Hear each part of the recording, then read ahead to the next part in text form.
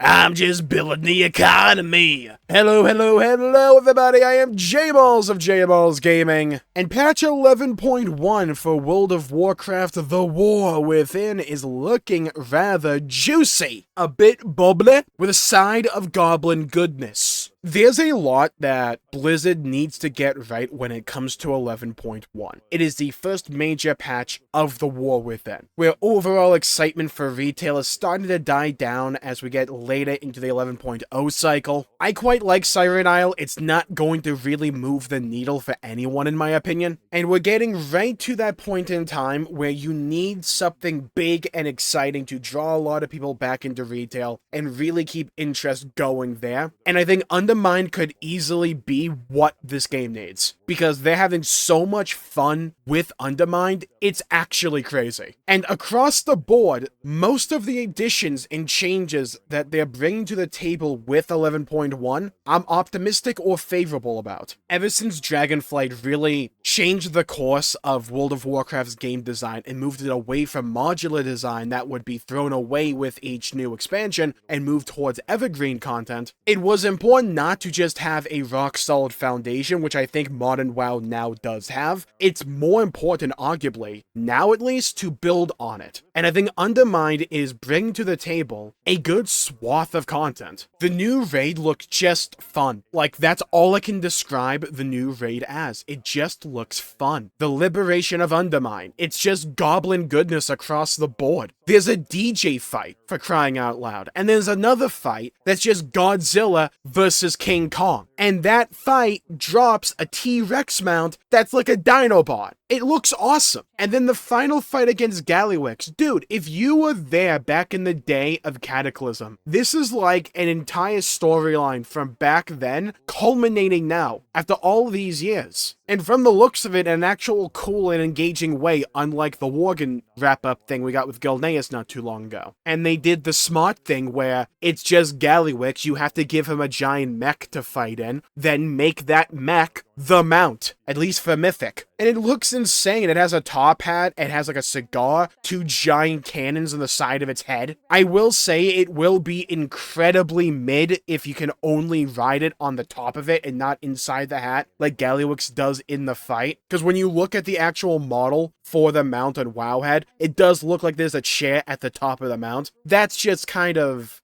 dumb in my opinion. Maybe it's a technical problem, but at like the same time, right? Like, you know what I mean? You have to rule of cool this thing. In the grand scheme of things, it won't be that important because it's a mythic mount from the last boss. Not many people are actually going to get it throughout this expansion. But it's the little things. But besides that, I'm nitpicking here. It's still a really cool mount. The T-Rex mount looks awesome. And the new raid just looks super fun and I want to actually do it. And that's the power of having a really good aesthetic and tone and vibe with a raid, because it's arguably some of the most important elements of a raid other than actual boss design. We get a new dungeon as well. There's some Mythic Plus changes. I'm not a Mythic Plus nerd, so I'm not going to go into them myself. And the thing I've been keeping an eye out for, and that is delves, because I came back to WoW a few weeks ago and I fell in love with delves as a system. Do I want to do them all the time? No, but it's nice to have an endgame pillar that it can do solo. But running the exact same delves over and over and over and over again is going to get boring and repetitive, so you need to update them with enough new content regularly. And we're getting 2 new delves with 11.1, and for at least what they said, a majority of the older ones will get a goblin variant on top of them, because each delve has multiple variants that you can run through. That sounds like a good chunk of content to me, in addition to everything else this patch has. And I know some people will like boo and hiss at the fact that you can't fly in Undermined, and that you have to use the new drive system, pretty much Fast and Furious drifting in World of Warcraft. It looks insane. I'm okay with it because they're making navigation fun and an actual mechanic. Thank God. If you're going to make me be on the ground, make it fun, make it interesting. It's a goblin zone. I remember the goblin starting zone back in Kazan when you gave me the car there. This is a natural iteration of that. It's a good throwback. And they even said in the little video roundup of 11.1 they did in the Wowcast that it even goes or can go faster than dragon riding. Cool. It's stuff like this that tells me they're just simply having fun with World of Warcraft. And that's what they need to do. Just have fun with it. It's a goblin patch. Go crazy with it. Be wild. And that's what they're seemingly doing. Is everything perfect? No. I imagine if you're an augmentation evoker, you're a bit peeved right now, but I'm not, so I'm not. And they're adding another new Renown track, but not the one for the goblin cartels, one for the raid. And as you progress it, as Wowhead said, I'll leave links in the description down below to Wowhead stuff, by the way. You can gain various buffs for the raid, augmentation runes, or augment runes, raid skip, raid portal, Dinars in Renown 17 and 19. And for those who don't know what that is, it's pretty much a way to get a guaranteed piece of gear that you want. I like being able to pick and choose the exact piece of gear that I want and being able to go get that piece. I like that. So this is a system that appeals to me. They're also upping the reward from delves by allowing them to drop or give you gilded crests, which you use to upgrade your gear. And Wowhead datamined that apparently there's two sources of ways to get gilded crests in delves. Something called Delve's Gilded Stash Tier 11, and another thing called Delver's Bounty Tier 8 and up. Which to me is Blizzard finding a way to incentivize running delves at a higher tier than just tier 8 because that's what maxes out your reward in the vault. Again, to me, I like this change because it's incentivizing running delves at higher difficulty levels to keep them relevant, and also adding meaning to the higher difficulty levels of delves to begin with. They're supposed to be an endgame pillar for people that want to run solo content. You can't just have them be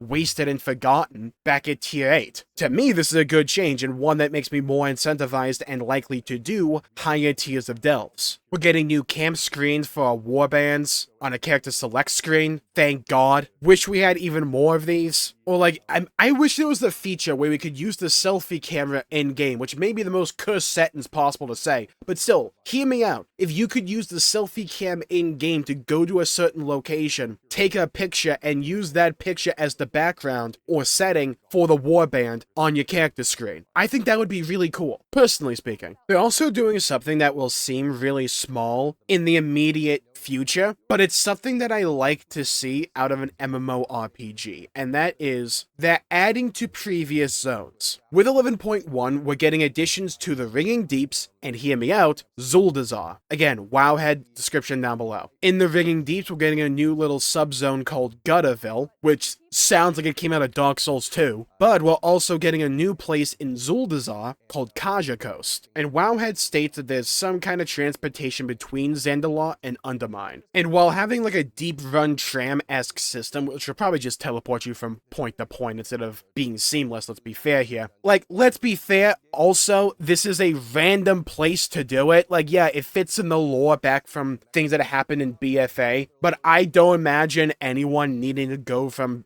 Undermined to Zuldazar. But I don't want to get caught up in that specific example. I like the fact that they're willing to augment and add to the world over time. They did this quite a bit back in BFA, and even a bit in Dragonflight, but I like it when they're willing to go back to a previous zone and augment it and change it in such a way to reflect what's happening in the modern story. It helps make the world feel like it's a living, breathing world that's not just completely separated from the modern story. Preach Gaming talks about this all the time, and he's right. Especially with World of Warcraft trying to really hone in and lean into storytelling and embracing that aspect of the game. The storytelling and the story overall has to be represented in the world and in the game as you're playing it. On a micro level, each of these individual situations may not amount to much right now, but they can add up over time. And to me, may not be all that useful right now, but it's cool to see. Also, I'll say this right now, I love the tier sets. I looked through them, I like most of them, if not love most of them. There's a few pieces that I wouldn't probably use, like I wouldn't use the Death Knight helmet, but the rest of it looks really cool. I love the Demon Hunter set as well. That's right up my alley. And it's just like, most of these tier sets, to me, look really dang good. And the various colors also look really dang good. Most of them aren't like the best sets in the entire world, but I think they work. and the monk giving you like Super Saiyan hair, absolute chef's kiss. It would be even better if they could find a way to give you that hair on monk without the dragon mask. That way you can just go full Goku, but still, it's really cool. The paladin with the lion shoulders and you have that colored breath ooze out of the lion's mouth looks so good. Rest of the set's kind of okay to me, but still, even if a set isn't necessarily entirely for me, there's elements that I really like the rogue set, dude. The rogue set looks really dang good, especially for outlaw. The skull mask, so you're like an undead pirate, love that. And the red coloration, ooh, making me want to level up rogue. The shaman set might be one of my favorite shaman sets they've ever made. Like, that's gonna go in my Janai immediately. I think the warrior set's the most mid one, mainly because it just looks like a warrior set that we've seen like 20 times before.